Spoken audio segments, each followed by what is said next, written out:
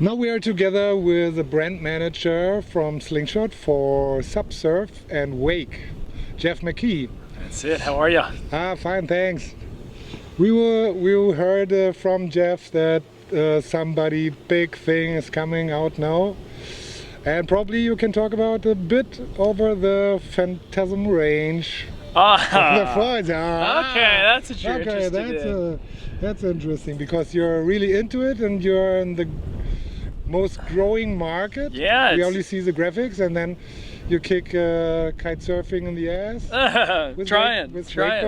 Yeah, the foil, you know, we've had the hover glide for several seasons now in Slingshot, and we've done a lot of innovation with that product, and got a lot of people excited, taught a lot of people how to foil, and you know, in the higher end of the foil market, there's obviously the need and the excitement for carbon fiber, making a lighter foil, and that's been a big focus of the brand as well. And so coming in 2020, we've got a exciting, completely new, you know, foil shape and design that's all carbon fiber, for everything from kiteboarding to surfing, you know, different wings, everything you can imagine.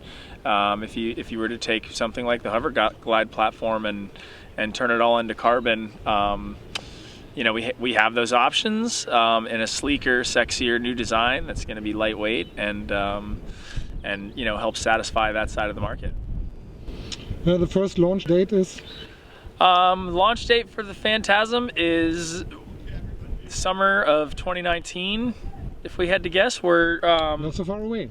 We are in final stages of development. You know, as soon as it's ready, it's ready. Obviously, with something as big and exciting as you know a new design is, we want to make sure we hit a home run and have plenty of testing. So we've been working on it quite a bit with you know, different athletes from different disciplines between kiteboarding and surfing, and it's gone really well. We're doing some next level stuff with it already, and so just making the final tuning before we release it to the world.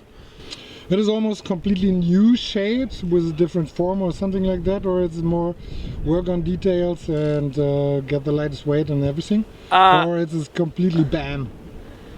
Well, I can't tell you all the details, but it's new. You have to. It's brand new, and you know, we've got Tony Leego, who's the mastermind at Slingshot, who, you know, 5 years ago told me that foiling would be big behind a boat, and I laughed. I said, no way.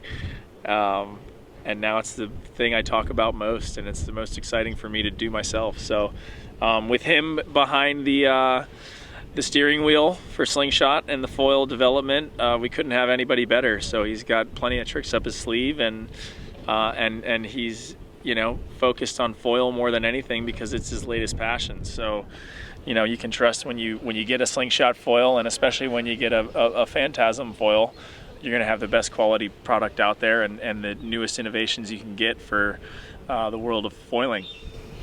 I know in the US the boat seems a big thing. Yeah. In Germany, especially for us, it's we got over 100 cable parks, but they are full of options in the water and obstacles and trip lines, anchor lines. That makes it really difficult to get the wake foiling into it. Yeah. Because the most owners say, okay, it's not allowed here. We've traveled to a lot of cable parks around the world and found the system too, or just the two tower, you know, the little bro, whatever the manufacturer is, right? The two tower cable system that exists at a lot of cable parks around the world that, you know, is typically just for learning, teaching people how to wakeboard before they ride the main cable.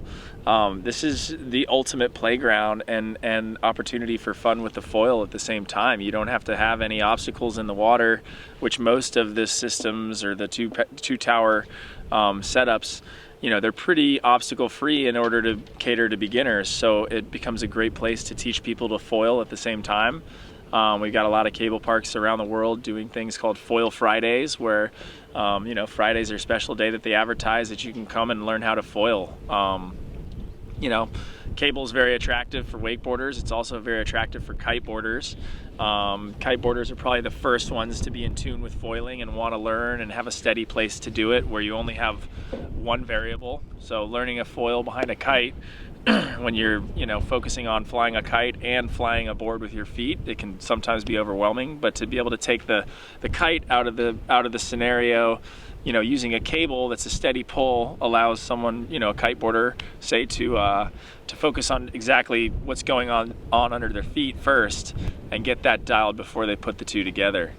So yeah, I mean, you're going to get a lot of new eyeballs and new participants in at a cable park if you do something like you know, teaching people to foil on the two tower systems and things like that. Coming to SUP and surf, there are a lot of spots in Europe.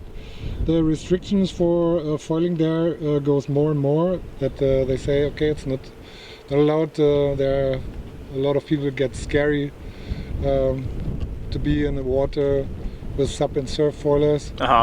And especially in France, there are a lot of beaches that close it. Yeah, yep.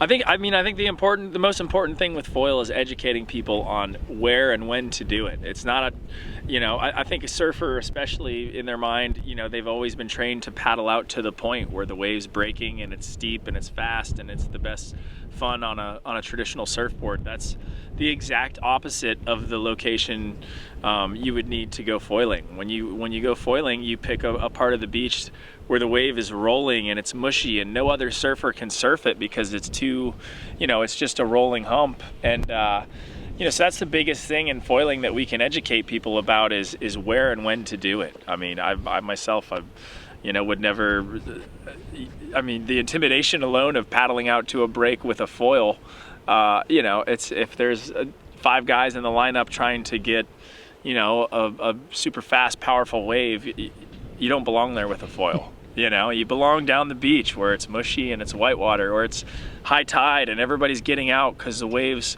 lumpy.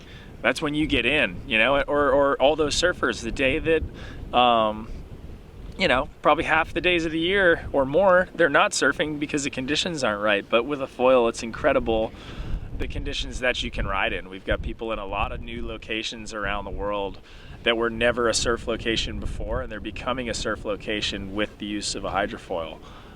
So I think for Slingshot, our biggest responsibility with things like Surfoil Academy, you know, all the foil academies that we've created online is to create a learning tool to educate people about the differences between a foil surfboard and the regular surfboard, and the differences in the locations where they should be riding them and when they should be riding them, how to do it safely and avoid being, you know, somebody getting themselves into trouble trying it in the wrong place or at the wrong speed or with the wrong setup. You know, there's a lot of variables there, and that's our job to educate them on how to do it safely and make it fun and you know, give people more days in the water. So we have to say thank you, Jeff, for looking in the future. Yeah, absolutely. And That's our job, and it's very exciting to be a part of. I'm honored to be a part of Slingshot and have the chance to help direct, you know, where these sports we love are heading.